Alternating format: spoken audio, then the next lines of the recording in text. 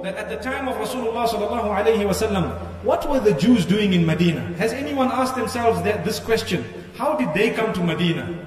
They came to Medina because in the Torah and the Talmud that the Jews believe in, there was description of the land in which the final messenger would come. And this final messenger was mentioned in the Torah, and the description was that this place would have date palms. And there were several other descriptions which fitted precisely to Madinatul Munawwara. And that is why they all flocked to Madinatul Munawwara. From amongst them were their leaders and the general public and so on. One day, when Rasulullah sallallahu alayhi wasallam made hijrah from Mecca to Medina, Abdullah ibn Salam, who happened to be one of the Jewish leaders, he was working in a farm of his around Medina.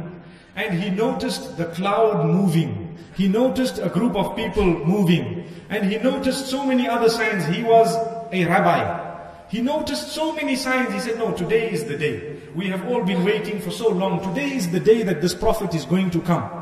So he left his work and he went towards this crowd of people who were blocking his view. He wanted to see the face of Muhammad sallallahu alayhi wasallam. And he knew as soon as I see the face, I'm going to recognize whether he is a prophet or not. Because he'd seen all the other signs. The cloud was covering wherever he was and so on. So then he came and he had a peep at Muhammad sallallahu alayhi wasallam. And immediately he declared, this is the Prophet of Allah. I bear witness that you are the Prophet that we are waiting for. Subhanallah. So all the people around began to say, Allahu Akbar, Allahu Akbar. Do you know that this is the leader of the Jews? He is accepting Islam. He has come here and he is declaring that you are a messenger according to the description of the Torah. So Rasulullah sallallahu alayhi wasallam called him and said, Ya Abdullah ibn Salam, come here. You are one of the leaders of the Jews. Why don't you go to the Jews and inform them that the messenger has arrived? So he said, Ya Rasulullah, I know my people. They will turn away. They will not listen even to me when it comes to their desires. I hope the Muslim Ummah is not doing this today. That when it comes to their desires, we are not interested in what is right and wrong anymore. We are interested in our own desires. Abdullah ibn Salam mentioned that this was a quality of his own people. So Rasulullah sallallahu alayhi wasallam said, no, try with them at least.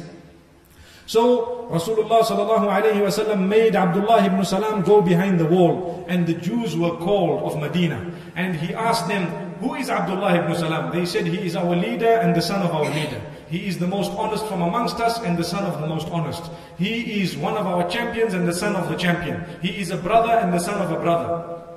So Rasulullah sallallahu alayhi wasallam said, what if I were to tell you that he accepted me as a prophet? They said, that is impossible. We don't even want to discuss that because it cannot happen.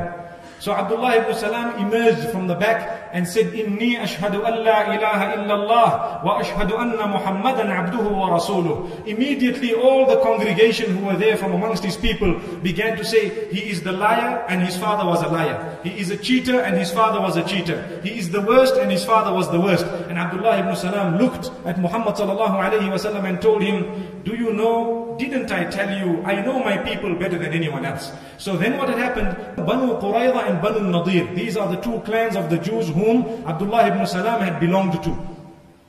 They did not talk to Abdullah ibn Salam and the few who had accepted Islam with him. They didn't want to sit with them. They didn't want to associate with them. There was no intermarriage even between their children or even themselves. Absolutely no form of communication between them and their own people. So this used to touch them in their hearts. So they came to Muhammad sallallahu alayhi wasallam and complained. Abdullah ibn Salam himself said, oh Muhammad sallallahu alayhi wasallam, ever since we have accepted Islam, these people don't talk to us. They don't want to associate with us. They don't want to sit with us. They don't want us to intermarry in any way whatsoever. And we don't have any friends now. Jibreel alayhi salatu wassalam came down with verses. إنما وليكم الله ورسوله والذين آمنوا الذين يقيمون الصلاة ويؤتون الزكاة وهم راكعون. Abdullah ibn Salam and the group, don't worry at all. Don't worry that you don't have friends. Your friend is Allah. Your friend is Muhammad sallallahu alayhi wasallam. Your friends are all the believers, those who establish salah and those who give zakah whilst they are in ruku'. Subhanallah. He was so comforted with this, and he always used to say, Subhanallah, Allah has befriended me. Allah has befriended me. I complained I didn't have friends. What happens to us today? We decide to become a little bit religious. Sometimes a person becomes slightly religious. Some of his own or her own family members excommunicate them. Don't worry, Allah is your friend. Don't worry, Muhammad sallallahu alayhi wasallam is your friend. Don't worry, the believers are your friends, inshallah. May Allah comfort us as well.